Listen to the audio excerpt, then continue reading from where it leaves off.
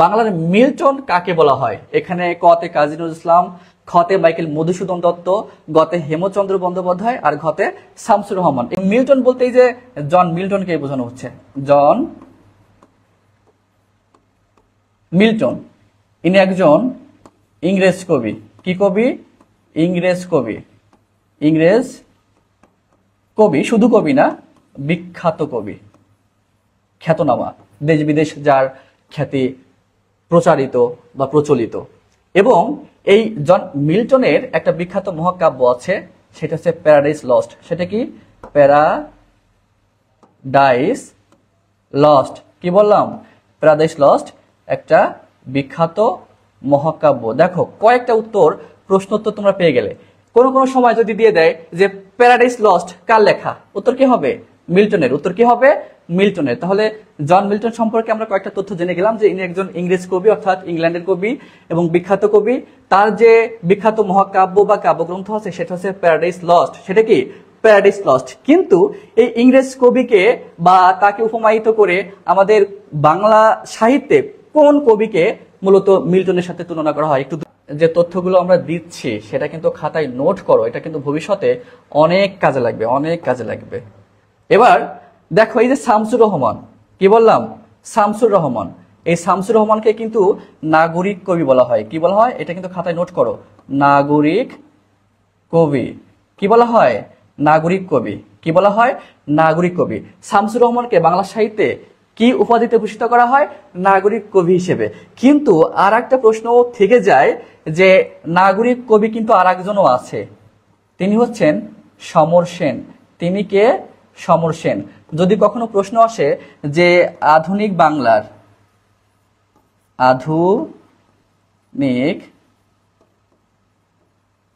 বাংলার নাগরিক কবিকে, দেখো যদি প্রশ্ন হয় আধুনিক বাংলার নাগরিক কবিকে, তখন কিন্তু সমর সেন হবে। কি উত্তর হবে?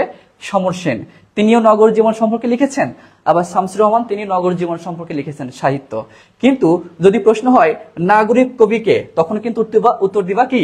শামসুর রহমান। কিন্তু যদি বলা হয় আধুনিক বাংলার নাগরিক কবিকে, তখন কিন্তু উত্তর হবে সমর সেন। তোমরা কনফিউজড হয়ে নাও। আমি আবার বলি, যদি প্রশ্ন হয় নাগরিক কবি বা শামসুর রহমানকে কি বলা হয়? নাগরিক কবি। কিন্তু যদি প্রশ্ন হয় যে আধুনিক বাংলার বা বাংলা সাহিত্যের আধুনিক নাগরিক কবিকে, তখন কিন্তু উত্তর হবে সমর সেন। উত্তর কি হবে? সমর সেন। এরপর দেখো মাইকেল মধুসূদন দত্ত।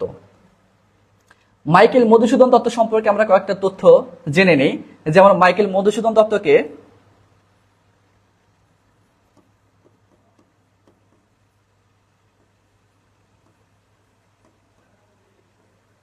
আধুনিক বাংলার প্রথম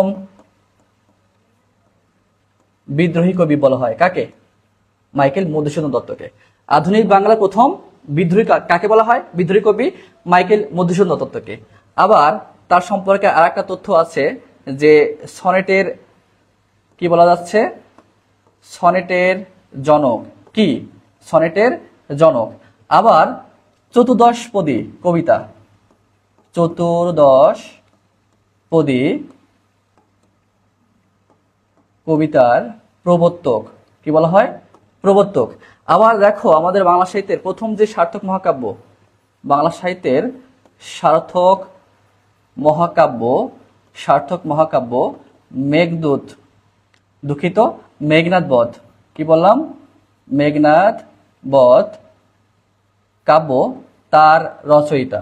তাহলে দেখো বেশ কয়েকটা আমরা তথ্য জেনে গেলাম যেগুলো আসলে পরীক্ষায় আসার মতো। মূলত আমাদের প্রশ্ন হলো যে বাংলার মিল্টন কাকে বলা হয়? মূলত উত্তর হবে হেমচন্দ্র বন্দ্যোপাধ্যায়কে। কাকে বলা হয়? হেমচন্দ্র বন্দ্যোপাধ্যায়কে। কিন্তু আমরা পাশাপাশি আরো কিছু তথ্য আমরা জেনে নিব। যেমন এখানে বলা হচ্ছে যে শামসুর রহমানকে কি বলা হয়? নাগরিক কবি। আবার শামসুর রহমানের সাথে সমর সেনের একটা দ্বন্দ্ব আছে। যদি প্রশ্ন হয় আধুনিক বাংলার নাগরিক কবিকে, সমর সেন, আর নাগরিক কবি শামসুর রহমান। এরপর মাইকেল মধুসূদন দত্তকে বলা হয় বাংলা সাহিত্যের আধুনিক প্রথম বিদ্রোহী কবি। আবার তাকে বলা হয় সনেটের জনক। কিসের জনক? সনেটের জনক। আবার তাকে বলা হয় চতুর্দশপদী কবিতার প্রবর্তক। কি বলা হয়? চতুর্দশপদী কবিতার প্রবর্তক। আবার আমাদের বাংলা সাহিত্যের প্রথম যে সার্থক মহাকাব্য, তারও রচয়িতা কিন্তু তিনি। আর সেটা কি? এই যে মেঘনাদ বধ কাব্য। কি বলা হচ্ছে? মেঘনাদ বধ কাব্য, যার জন্য তিনি আমাদের কাছে সুপরিচিত। আর এদিকে কাজী নজরুল ইসলাম, কাজী নজরুল ইসলামকে কি বলা হয়? বিদ্রোহী কবি। বাংলা সাহিত্যের বিদ্রোহী কবি কি বলা হয়? বিদ্রোহী কবি। আবার বাংলাদেশের জাতীয় কবি কি বলা হয়? জাতীয় কবি। এখন প্রশ্ন হলো যে বাংলা সাহিত্যের প্রথম আধুনিক বা প্রথম বিদ্রোহী কবিকে, তখন কিন্তু উত্তর হবে মাইকেল মধুসূদন দত্ত। কিন্তু যদি বলা হয় বিদ্রোহী কবিকে, তাহলে সেটার উত্তর কি হবে? কাজী নজরুল ইসলাম। যাই হোক, অনেকগুলো তথ্য আমরা দিয়ে রেখেছি, তোমরা একটু নোট করে নাও। আমাদের মূলত 6 দাগের প্রশ্ন, বাংলার মিল্টন বলা হয় কাকে? হেমচন্দ্র বন্দ্যোপাধ্যায়কে। হেমচন্দ্র বন্দ্যোপাধ্যায়ের এখন প্রশ্ন হলো, তাহলে হেমচন্দ্র বন্দ্যোপাধ্যায় একটা সাহিত্যের কথা বলেন যাকে আমরা, যার মাধ্যমে আমরা চিনতে পারি। হেমচন্দ্র বন্দ্যোপাধ্যায়ের একটা মহাকাব্য আছে, সেটা হচ্ছে বৃত্র সংহার। কি বলা হচ্ছে? বৃত্ত সংহার। মূলত এই কাব্যের জন্যই আমরা তাকে বেশি করে চিনি। তাহলে দেখো, আমাদের বাংলার মিল্টন বলা হয় কাকে? হেমচন্দ্র বন্দ্যোপাধ্যায়কে। আর হেমচন্দ্র বন্দ্যোপাধ্যায়ের বিখ্যাত সাহিত্য কি? বৃত্ত সংহার। কি বললাম?